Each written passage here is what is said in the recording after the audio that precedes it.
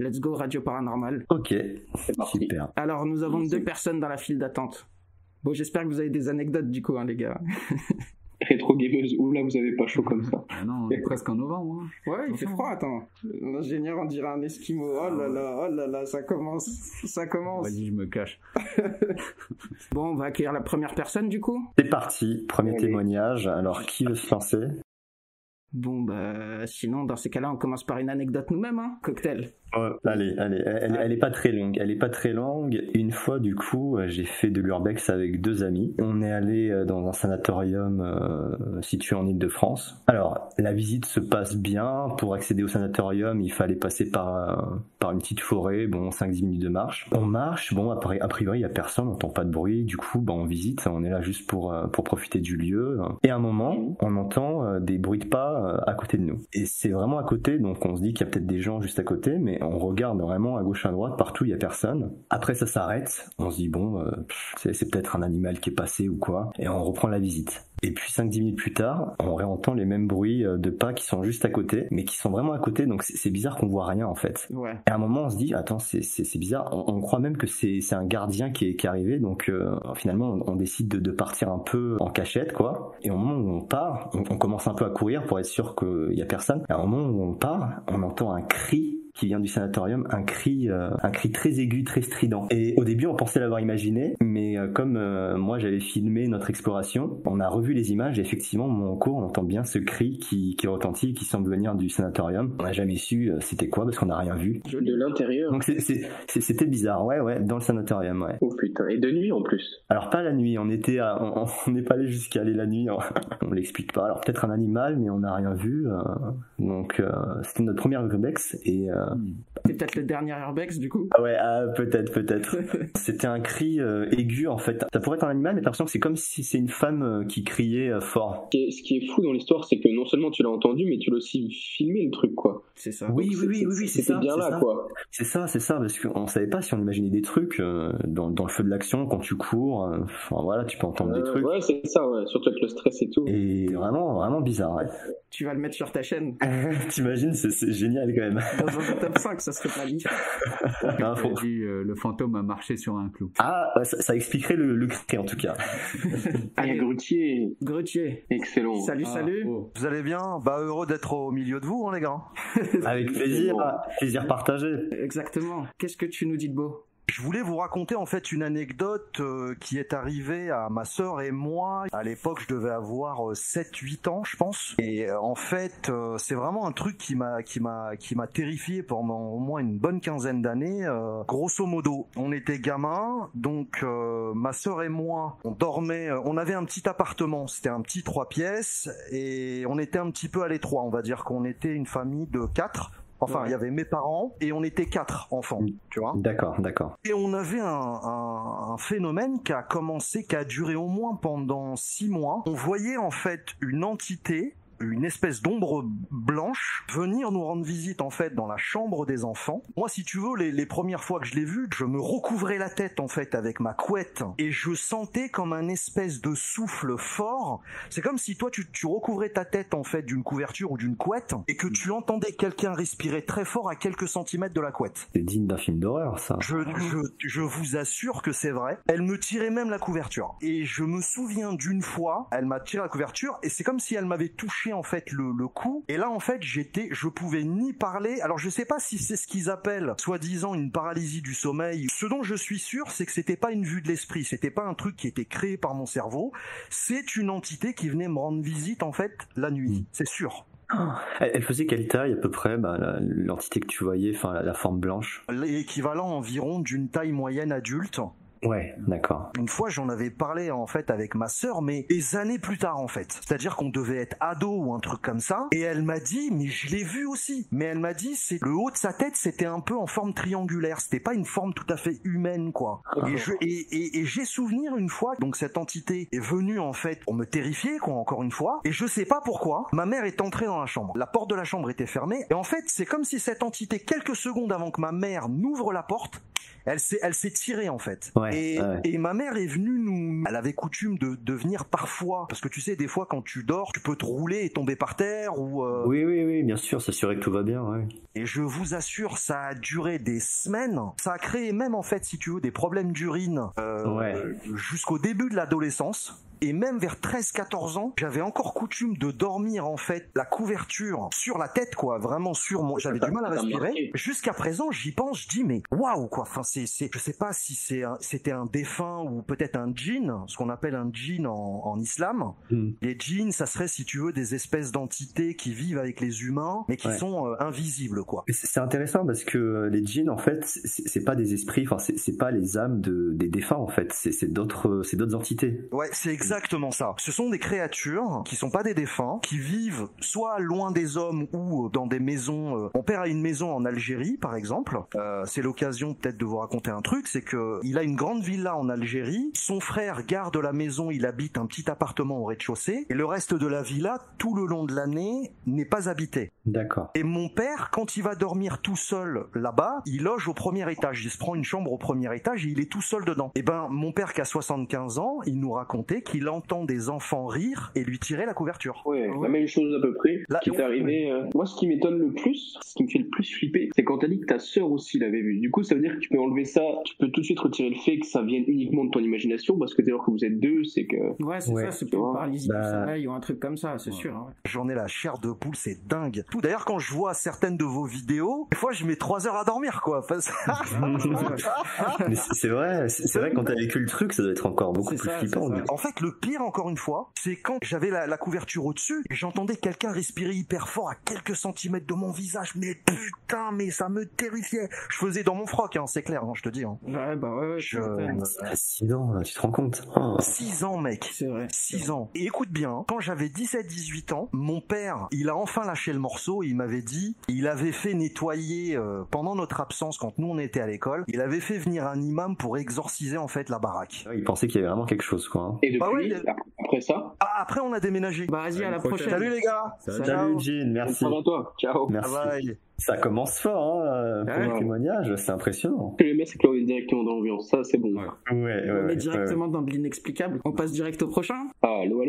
Allô. Salut Captain Coca. Bonsoir. Qu'est-ce que tu nous racontes de beau alors? J'ai 2 petites anecdotes.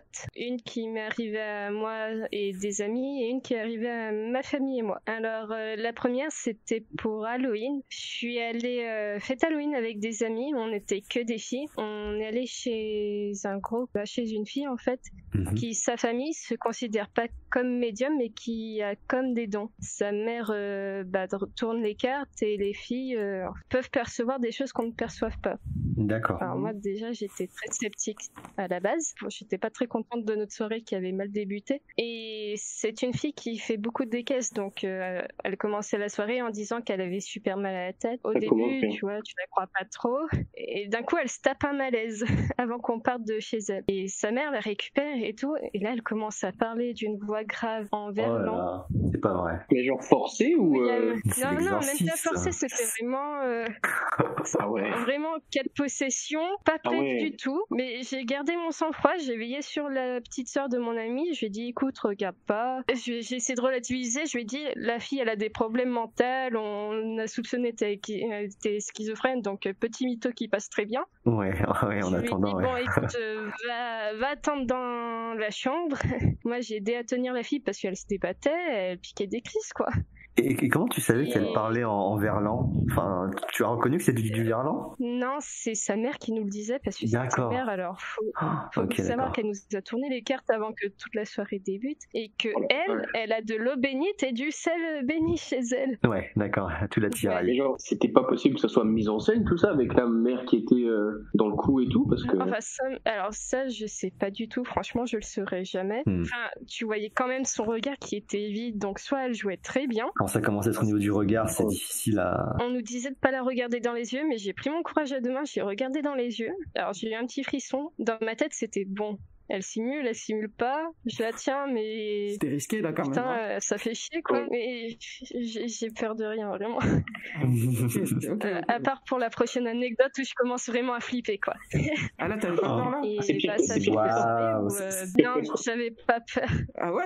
Ok. Enfin, mais j'ai peur pour un truc plus con, quoi. Vas-y, bah raconte-moi alors. Et bah du coup, c'est parti que balançage d'eau de bénite dans la gueule, sel dans la gueule, et au bout d'un certain moment, tout redevient normal. Donc c'est pour ça, sur le coup, tu te dis, tiens, mais il vient de se passer quoi là? Ils ont simulé, ils ont fait quoi? J'avoue, tu dois pas comprendre. La question se pose encore aujourd'hui. C'est genre les situations que tu vois dans les films, quoi. Ça va être incroyable à voir en fait. Enfin, ça va être impressionnant. Ouais, c'était l'Exorciste 2. C'est ça, et puis c'est pas des situations que tu sais comment gérer parce que c'est pas des situations que tu as l'habitude de voir, donc non, ça doit être la panique sur le moment, c'est tout ce qui règne. C'est clair. Pour la deuxième anecdote, ça s'est passé l'an dernier. Il faut savoir que j'habitais avec ma mère, mais on a pris un appartement où il y a eu plusieurs tentatives de suicide dedans. J'ai déjà peur.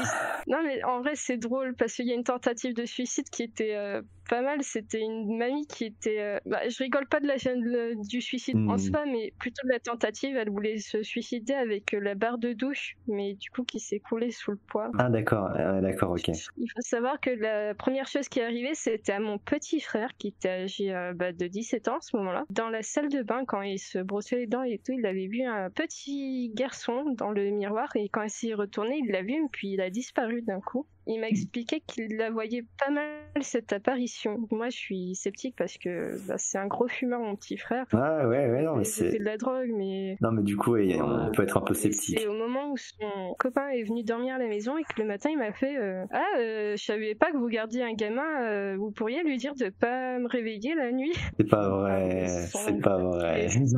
Le moment où j'ai commencé vraiment à flipper, c'est que j'ai une collection d'armes blanches dans ma chambre et que parmi ces armes blanches, j'ai un poignard avec un soldat dessus qui a un peu la forme de Jésus. D'accord. Je l'ai rangé et le matin, en me réveillant, j'ai trouvé sa tête décapitée vers mon lit. Alors que la veille, il n'y avait rien vers mon lit. Ah ouais. Mais Oh. c'était tombé, qu'est-ce qui s'est passé?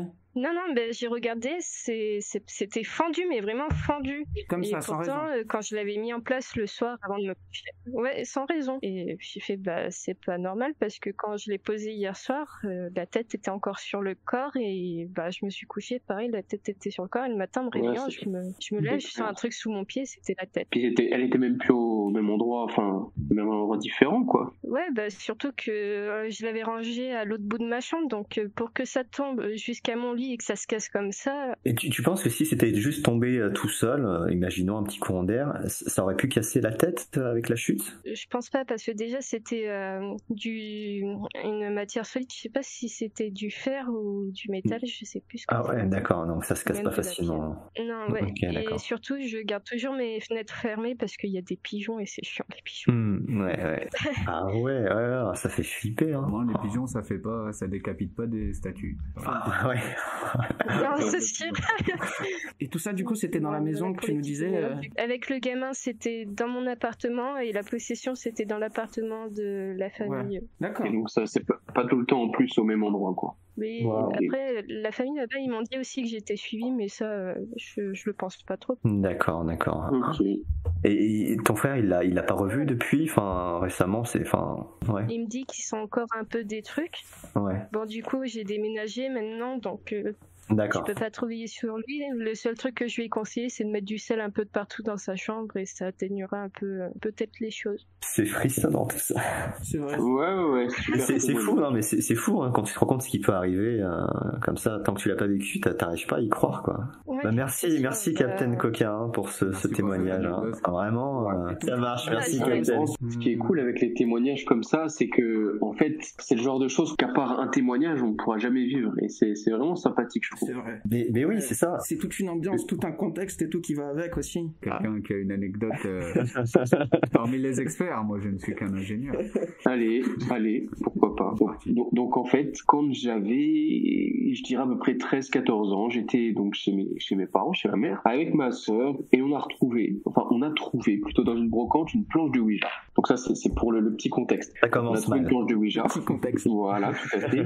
Qu'est-ce qu'un gamin de 13 ans ferait avec une planche de Ouija? quand t'as vu des films d'horreur et que tu vois que ça peut réagir et tout. Donc on la ramène à la maison et le soir ou le lendemain, je sais plus, mais bref, un soir un petit peu après, on se pose dans ma chambre. Donc on a pris la planche de Ouija, on a pris 3 ou 4 verres maximum, pas plus que ça, des verres à pied. On la déplie, on l'installe, on commence un peu à dire des machins, des bonjours, enfin un peu n'importe comment parce que bon, normalement il y a tout un process à suivre si je dis pas de bêtises. Ouais. Et là voilà, on avait aucun entre guillemets aucun respect, on n'était aucune connaissance des règles et tout. Ce qui s'est passé, c'est que il y a un premier verre, on avait posé un verre, je crois, en guise de goutte ou un verre sur le côté de la planche de Ouija pour je ne sais quelle raison. Et ce verre là, il est tombé et il s'est cassé. Mais la planche était sur le lit, donc il y a de grandes chances que ce soit une vibration.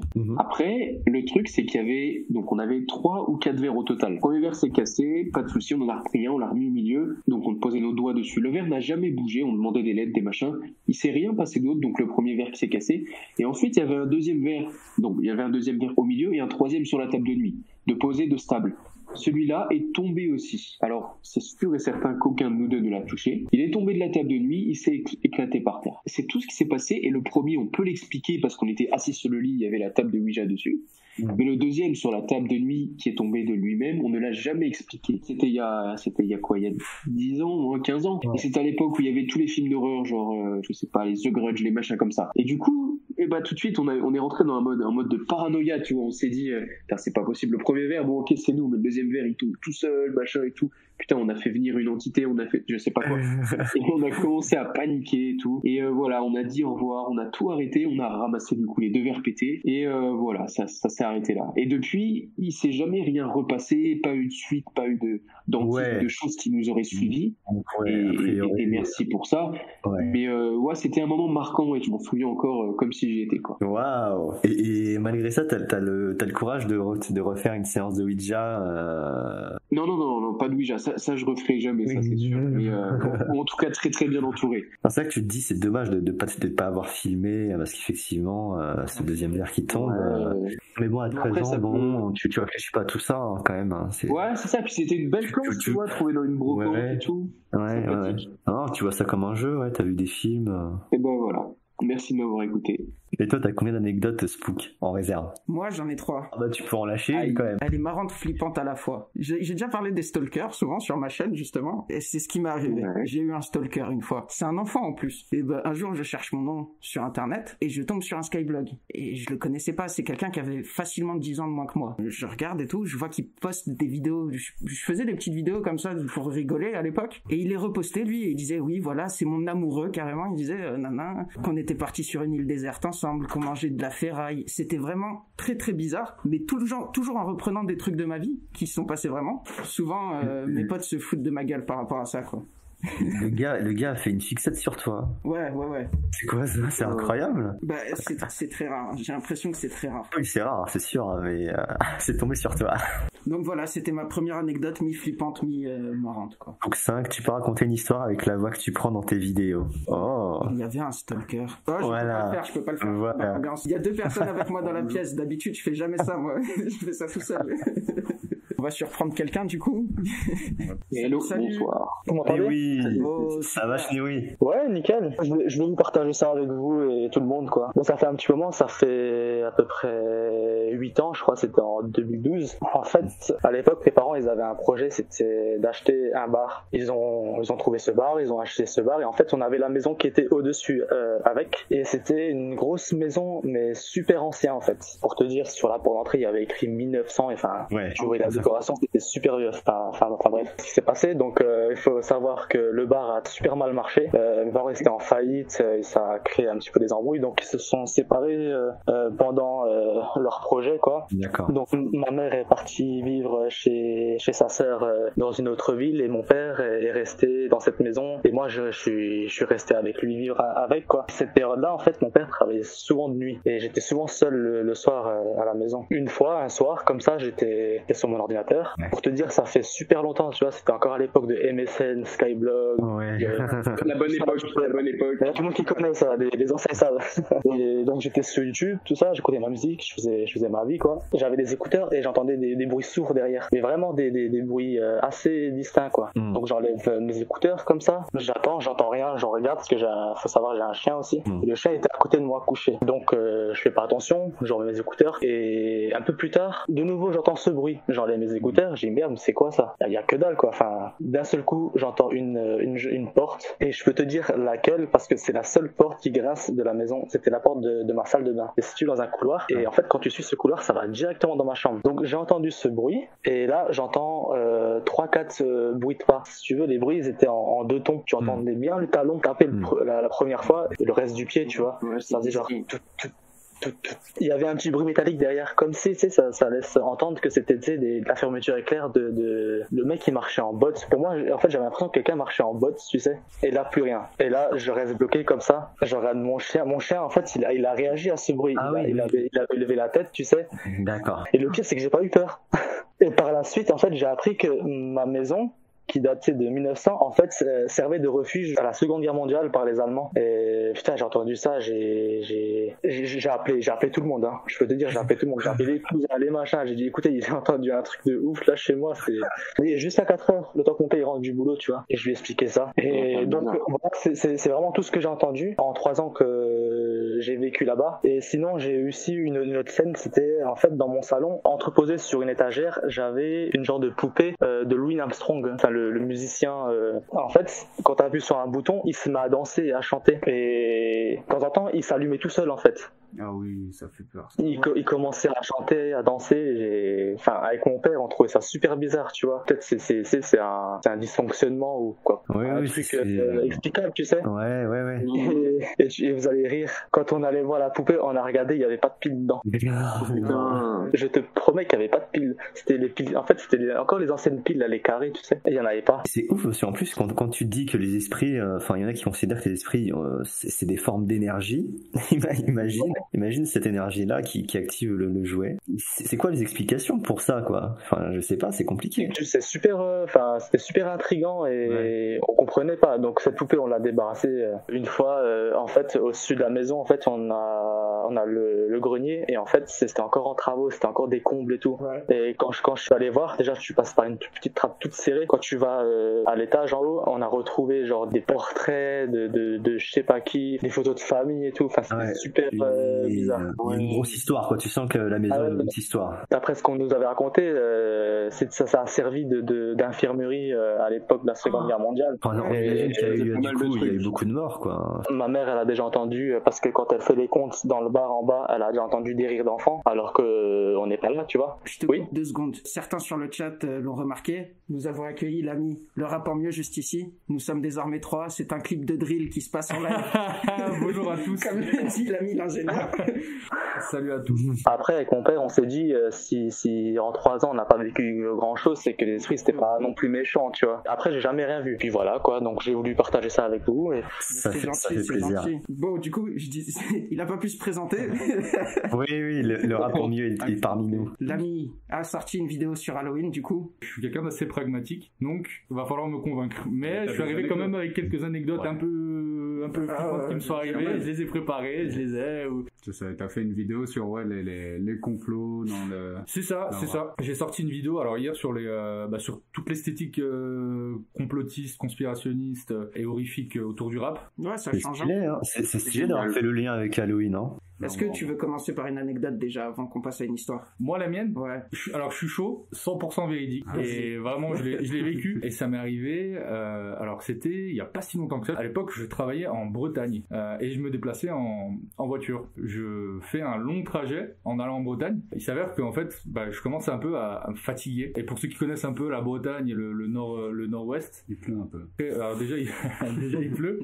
Mais c'est surtout très paumé, en fait. On se retrouve très vite dans des vastes campagnes avec très peu de villes, surtout en Bretagne. De la zone de Rennes ou de Saint-Malo, on est très vite perdu. Et du coup, en fait, j'étais vraiment fatigué. Et je me dis, bon, je vais pas prendre de risques. Je suis dans ma voiture. J'essaie de me faire une petite sieste dans la voiture. Donc j'essaie de me trouver un petit spot et je vois un grand carrefour Leclerc. C'était le soir, il était à peu près 1h ou 2h du matin et on est en pleine campagne. Mais il y a un grand carrefour Leclerc, ça doit être sûrement une zone industrielle. Je rentre du coup sur le grand parking du Leclerc et je me dis je vais aller tout au fond où il y aura sûrement personne et puis je vais me mettre là, je vais allonger mon siège et je vais me coucher. Et en fait en arrivant au fond, il y avait, si vous voulez, sur la gauche, il y avait tout le bâtiment du Leclerc et devant en fait il y avait des champs. Et en fait quand j'arrive, au moment où j'arrive devant les champs, je mets les pleins phares et là je vois mes deux silhouettes que je qualifierais d'humanoïdes parce que en fait ça allait tellement vite que j'ai pas réussi à voir ce que c'était. Mais tout ce que je sais c'est que ces deux silhouettes en fait au moment où j'ai mis les pleins phares, en fait je les ai vus d'étaler mais comme d'une manière un peu animale en fait.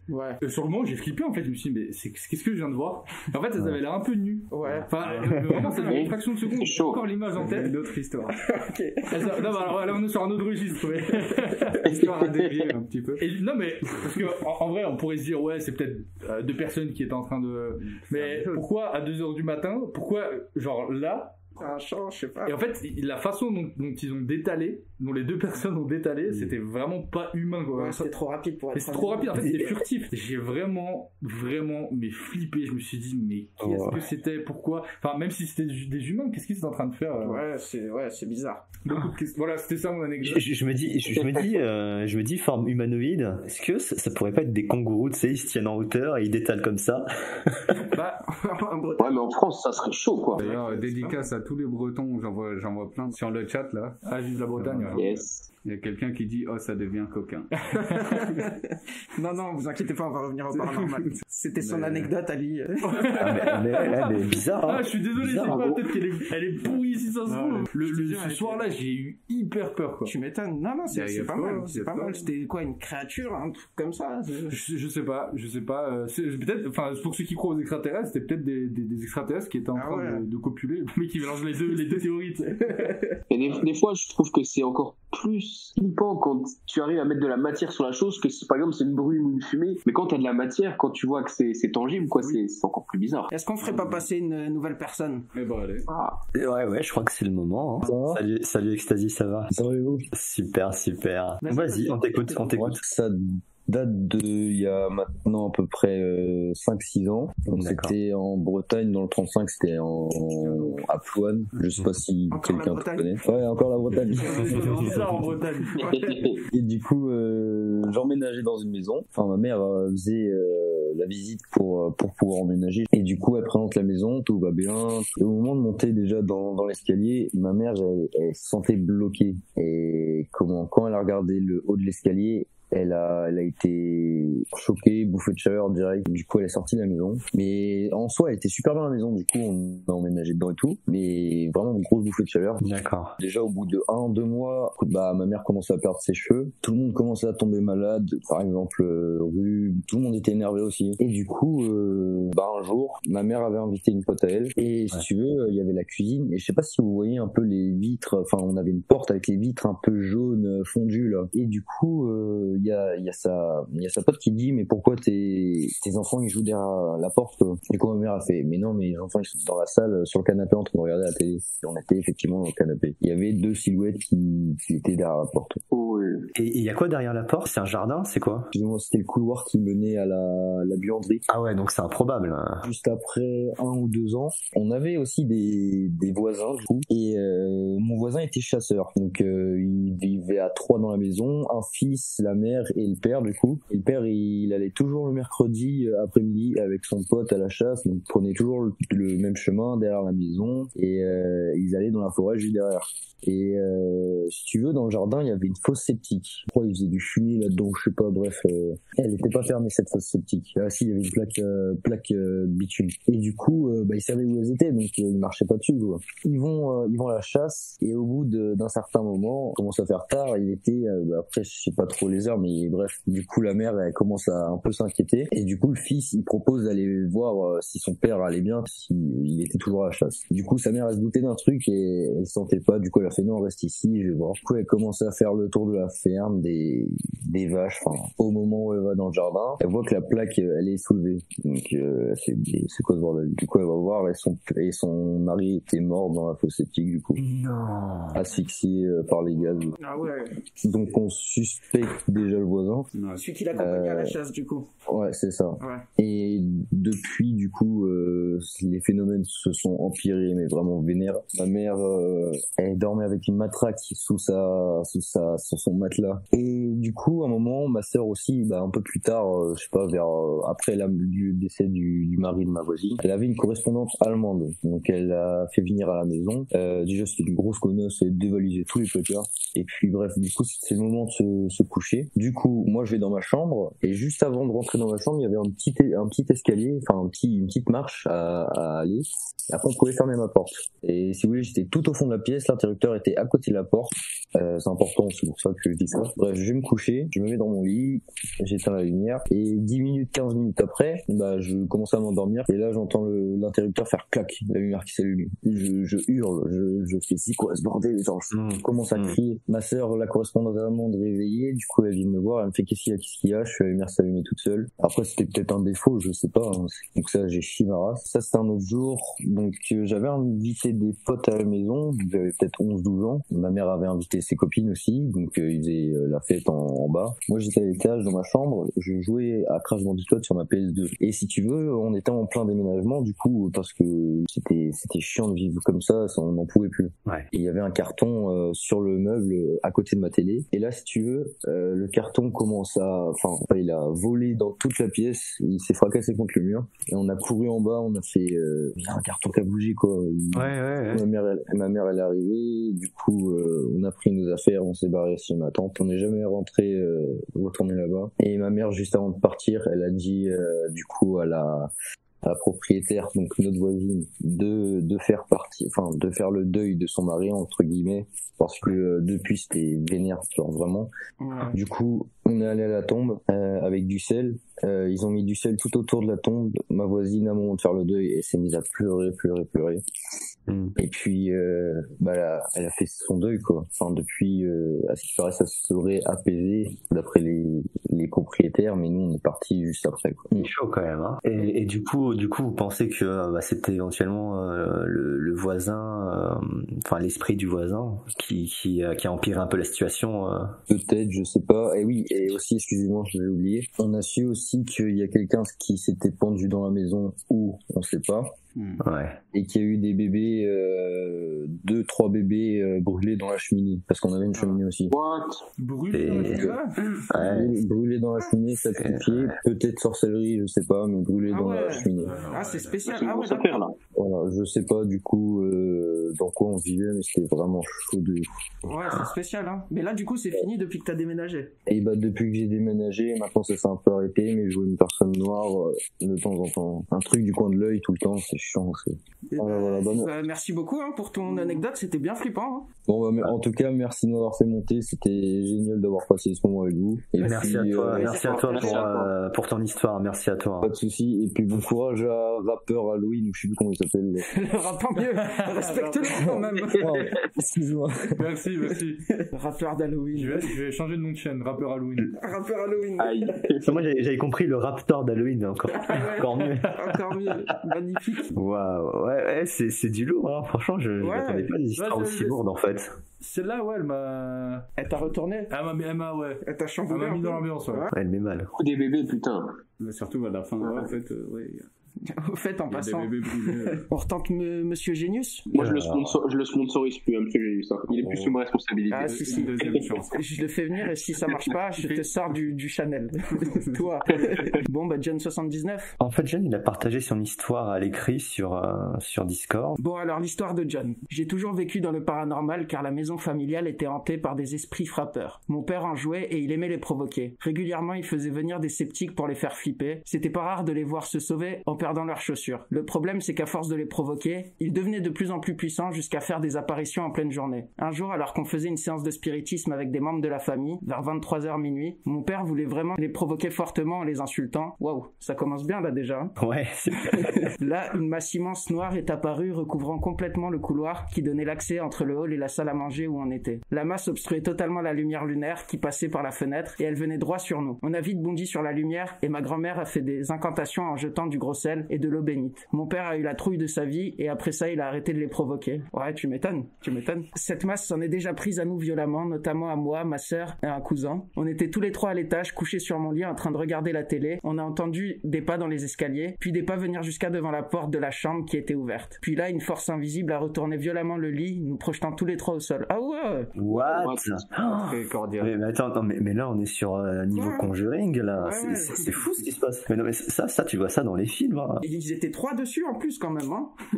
C'est qu'une petite partie de ce qui est arrivé. Souvent cette masse sombre venait dans nos chambres, elle restait dans l'encadrement de la porte et nous regardait. Parfois elle venait près du lit. C'est déjà arrivé à mon père et ma sœur d'être paralysés pendant plusieurs secondes par cet esprit, impossible de bouger ou crier. Après ça, c'était rien comparé à ce qui se passait chez l'un de mes oncles. Là, chez lui, c'était le mal absolu. Nous, les enfants, on avait interdiction d'aller chez lui après 21h. Oh, ça c'est toujours pareil, ces histoires. Dès lors que ça arrive à plusieurs personnes, tu te dis, bah c'est pas dans ta tête. Alors, quand on y allait avec mes parents, fallait repartir avant 21h, sinon la batterie de la voiture était à plat et on ne pouvait pas repartir. Waouh, magnifique! Excellent. Comme si la batterie était soudainement vidée. Parfois, ils organisaient des soirées avec mes parents, mes grands frères et des cousins. Vu ce que mes frères nous racontaient après, c'était what the fuck. Souvent, des apparitions comme un homme sombre qui se déplaçait d'une pièce à l'autre, mais c'était surtout beaucoup de bruit, des choses qui bougeaient ou des portes qui claquaient. Une fois, l'un de mes frères a jeté une pièce dans les escaliers pour provoquer les esprits. Et ils ont entendu la pièce déballer les escaliers, puis rouler sur le carrelage d'en bas et s'arrêter. Puis quelques secondes après, la pièce a été relancée super fort à l'étage et a tapé dans le mur juste à côté de mes frères. C'est un film d'horreur. C'est insidieux ça. Ok, bah c'était ça et c'est déjà beaucoup. Par contre, vraiment, si quelqu'un veut faire une enquête, faut aller là-bas, quoi. Hein. C'est vrai. En attendant, je peux raconter une autre anecdote si vous voulez. C'est dans mon deuxième pays. Alors, d'accord. C'est en Afrique. On était en vacances avec ma famille. Vu qu'on est originaire de là-bas, on a beaucoup de familles sur place. Un jour, j'étais très malade et on a fait venir des médecins. C'était des médecins allemands de l'ONU ou je sais pas quoi qui se sont occupés de moi. Aucun médecin, aucun hôpital n'arrivait à me soigner. Personne n'arrivait à trouver ce que j'avais. C'était quoi les symptômes? J'étais cloué au lit. J'arrivais pas à manger. Tout ressortait direct en fait dès que je mangeais. Ah ouais. Et puis j'étais réveillé peut-être 3 heures par jour en tout. Le reste du temps je dormais, j'étais cloué au lit, je pouvais rien faire. Et un soir, je me fais réveiller par une dame que je connaissais mais sans plus. Elle me réveille, elle m'attrape comme ça, elle me met une crème de partout. Ouais. Et elle va voir ma mère, elle dit touche mes mains et ses mains étaient bouillantes en fait. Et moi j'avais plus du tout de fièvre à ce moment-là. Oh. Ouais. D'un coup. La fièvre. Ouais. D'un coup elle avait disparu alors que j'étais endormi, je me suis réveillé du coup quand elle m'a attrapé et j'avais plus du tout de fièvre à ce moment-là. Donc je sais pas si ça vient de la crème ou quoi. Le lendemain, j'avais plus aucun symptôme, c'était réglé, c'était fini. Mais on sait ce qu'elle a fait ou il y a pas de précision? Une espèce de crème, l'huile de coco, hein, basique, genre c'est cette texture-là. Je sais qu'aujourd'hui les hôpitaux taffent avec des gens comme ça et notamment les coupeurs de cheveux. Ouais, ou une plante. Une plante, c'est possible. Ce qui est bizarre, c'est que t'as dit que ses mains étaient chaudes après. Et sur le chat, il parle de magnétiseur. Peut-être ça. Ben, en tout cas, moi, j'étais persuadé que j'allais mourir à ce moment-là, et elle m'a sauvé la vie. Sur le coup, je me suis pas du tout dit que c'était de la magie ou quoi. Hein. Sur le coup, j'ai pas réalisé du tout. Je me suis dit, je suis guéri, je suis content. T'avais quel âge? Ouais, c'est clair. J'avais 9 ans. La fièvre est partie, elle avait les mains chaudes. Ça, c'est comme si elle avait absorbé. C'est extasique. Il dit ça sur le chat. Sur le coup, c'est ma mère qui était choquée. Moi, j'étais dans les pommes. Hein. J'étais dans les vapes, je me rendais pas. Ah ouais, t'étais KO, ouais. En plus, ça m'a réveillé, donc. T'as pas compris ce qui s'est passé. J'étais plutôt énervé, même, on va dire, sur le coup. Salut Hamid. Comment tu vas? Ouais, ça va. J'ai une histoire pour vous ce soir, mais c'est pas moi qui l'ai vécu. C'est une histoire vraiment de gros œuvres. Mais c'est ma mère qui l'a vécu. D'accord. C'est ma mère qui l'a vécu. Elle l'a vécu au Bled, donc au Maroc. Un jour, elle nous raconte qu'elle était partie à Marrakech avec une de ses amies. Donc ils ont décidé de trouver un hammam. Du coup, ils commencent à marcher dans les ruelles comme ça au hasard. Ils commencent à marcher. Ils arrivent pas à en trouver, ce qui est quand même rare pour le Bled. Du coup, ils demandent à quelqu'un de random dans la rue où est-ce que je peux trouver un hammam. Du coup, elle leur indique prenez cette rue. Elles y vont. Elles arrivent devant et quand elles rentrent dedans, la première chose qu'elles voient, c'est que le hammam est complètement vide. C'est quand même assez fréquenté les hammams. Elles ont dit ok, peut-être ça peut arriver, mais à Marrakech, bon, c'est pas grave. Elle tente quand même, elle rentre dedans. Et en fait, vous savez, dans les hammams, il y a des personnes qu'on paye pas trop cher et c'est eux qui vont te laver. Et du coup, donc ma mère et sa pote, elles décident de payer la dame pour qu'elle les lave. Sauf que le problème, c'est qu'elle commence à les laver comme, je sais pas comment on appelle ça, c'est des, comme tu sais, pour les rituels mortuaires. C'est bizarre, il y avait une ambiance super morose, super bizarre. Et elles ont dit ok, donc voilà, ça s'est passé, etc. Elles sont rentrées. Et du coup, quand elles sont rentrées, elles ont quand même un petit peu reparlé l'expérience, qui était vraiment étrange. Et quelques jours après, en reparlant avec d'autres personnes, elles ont décidé de repartir dans cette ruelle, dans ce hammam-là. Il s'avère qu'il n'a jamais existé. Il n'y avait plus rien. n'a jamais existé. Le hammam n'a jamais existé. Jamais. Tout le truc a disparu. N'a jamais existé. La question que je me pose, c'est où est-ce qu'ils étaient? Qu'est-ce qui s'est passé? Elles étaient plusieurs au hammam? Il y avait ma mère et son ami. Il y avait une seule personne au hammam qui les a lavés les deux, mais vraiment rituel mortuaire. Donc je pense que c'est un processus assez spécifique. À la fin, je crois, au lieu de donner une serviette, elles ont donné un linceul blanc ou une connerie comme ça. Trop de coïncidence. Ça fait beaucoup. Hein. Elle est incroyable ton histoire. Ouais, elle fait vraiment flipper. C'est la seule que j'ai, j'en ai pas d'autres malheureusement. Ben, merci beaucoup. Hein. Et le rap au mieux, t'es toujours un bon. Grosse dédicace. Merci Féro. Merci les gars, ciao. Merci à toi. Salut. Alors moi j'ai une petite anecdote. C'est vrai qu'on n'a pas eu tes anecdotes. C'est arrivé à ma grand-mère. C'était il y a longtemps, c'était en Algérie. Elle prenait les premières vacances de toute sa vie. Il s'est passé que donc un jour elle a appelé mon père. Elle lui a dit oui venez me chercher. Elle était à l'hôtel. Venez me chercher. C'est une question de vie ou de mort. Alors tout le monde s'étonne. Personne sait qu'est-ce qui se passe. On n'ose pas trop demander. Et puis donc ils vont la chercher. C'était loin. Ils vont la chercher. Et elle dit rien. Elle a eu peur de quelque chose, on sait pas. Bon, du coup la nuit se passe et en fait cette nuit-là, il s'est passé le tremblement de terre le plus meurtrier. Des milliers et des milliers de morts. Alors j'ai pas exactement la date, mais ça doit pouvoir se retrouver. Et en fait elle était au niveau à peu près de l'épicentre. Du coup elle a été épargnée par une sorte d'instinct comme ça. Et puis nous on a une tante qui était à peu près dans la même région à ce moment-là, qui a eu moins de chance on va dire, qu'elle était dans un bâtiment, il s'est écroulé. Bon ils ont réussi à la sauver, elle a gardé un peu des séquelles. Du coup ma grand-mère ils ont pu la sauver et personne n'a compris d'où était venue l'information. Ouais voilà, une sorte de sixième sens. Je sais pas ce que vous en pensez vous, parce que c'est... Ouais, ça se peut, genre le champ électromagnétique ou quoi, qu'elle soit sensible à ça, ou j'en sais rien. Ouais, peut-être. Le sixième sens, c'est l'intuition, l'instinct, je sais pas ce que c'est, mais des fois t'as l'impression qu'il y a des choses, tu les sens avant qu'elles arrivent. T'en as aussi qui font des rêves un peu prémonitoires. Ça, je sais pas l'expliquer honnêtement, franchement. Ouais, j'ai une petite anecdote. Je voulais le dire tout à l'heure. Quand j'étais enfant, on habitait dans un appartement avec mes parents, et on habitait au premier étage, et en fait au deuxième étage il y avait un monsieur dont je me rappelle très bien du nom. Il était en fin de vie en fait, il devait avoir au moins 85 ans, puis il peinait un peu à se déplacer etc, mais je me souviens qu'il était très gentil avec moi et il était fréquent quand il me voyait. En fait il m'offrait tout le temps des petits trucs à manger, je me souviens des barres chocolatées et parfois des bonbons, et j'ai le souvenir qu'un jour il m'avait passé des bonbons. Ils avaient l'air un peu bizarres en fait, mais sur le moment j'étais gamin et j'ai pas trop percuté. Ça s'annonce non, ça se finit bien pour moi, je vous rassure. Okay. Et du coup je me souviens que ma mère, quand elle a vu ça, elle les a pris. J'ai appris plus tard qu'en fait il m'avait donné des médicaments. Ah ouais. Mais c'est pas ça l'anecdote. Ça c'est une anecdote dans l'anecdote. Et ouais, je suis fort. C'est mise en abîme. Tous les matins, je vais à l'école. Donc j'étais en primaire à l'époque, donc c'est ma mère qui m'accompagnait. Je vais dans CE1, je crois, ou CE2. Au moment où on ouvre la porte, en fait, ma mère sort. Et au moment où je fais un pas pour sortir de l'appartement, en fait, j'ai le souvenir que ma mère met son bras autour de moi et me ramène à l'intérieur, en fait. Et claque la porte. Et je la vois, mais genre complètement paniquée, le visage blanc, et elle était pas bien. Et elle me dit, ouais, on va pas à l'école ce matin. Pourquoi? Enfin, je comprenais pas. Je dis, mais je suis pas malade et tout. Ouais. Elle me dit, non, c'est bon, y a pas à école. Je viens de me rappeler que la maîtresse, elle a dit qu'il y avait pas à école et tout. Ouais, ça rassure. Ouais, tu peux regarder les dessins animés et regarder Pokémon toute la matinée. Et en fait, j'ai appris plus tard, quand je devais être adolescent, ma mère m'a raconté. En fait, il s'est suicidé dans les escaliers. Ah. Oh putain.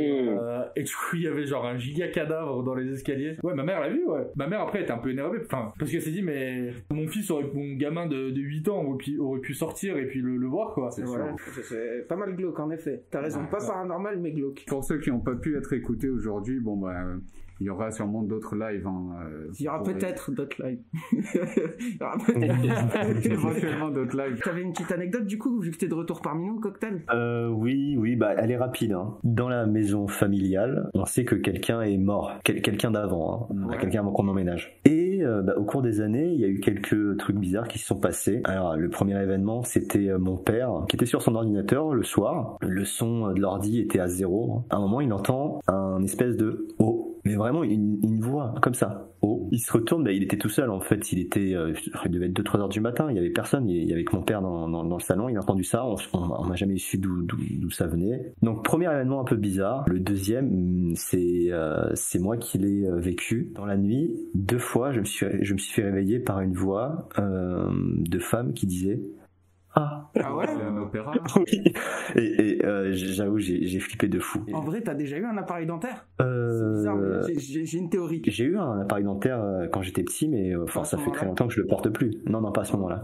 Parce que du coup, l'appareil peut faire ce bruit-là.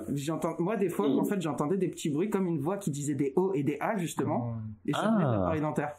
Ça aurait pu, tu vois. Moi, j'ai dû me renseigner sur Internet pour tomber sur ça, mais sinon, tu le sais pas, quoi. Donc, du coup, vous avez entendu un bruit, à peu près similaire, quoi. Les 2 fois où j'ai entendu cette voix, ça m'est arrivé après que j'ai commencé à faire les vidéos paranormales. Oh là là. Je sais pas s'il y a un lien, on va dire que non, mais voilà. T'as vendu ton âme, c'est spécial. Ouais, c'est spécial. C'est des onomatopées comme ça qui interviennent. Super. Et les gars, merci beaucoup. C'est une fin de live. Ouais, merci à toi. C'était bien cool, ouais, merci à Spook. Ça me fait plaisir, Mais c'était cool, ouais. Yes, merci à tous. J'espère que... Allez voir la chaîne Cocktail de Frisson. Yes. Allez voir la chaîne Théoreur. Bonne soirée à vous les gars, merci beaucoup. Bonne soirée. C'était génial. Merci aux abonnés. Fin de live. Allez, bonne soirée à tous. Salut. Bonne soirée. Ciao.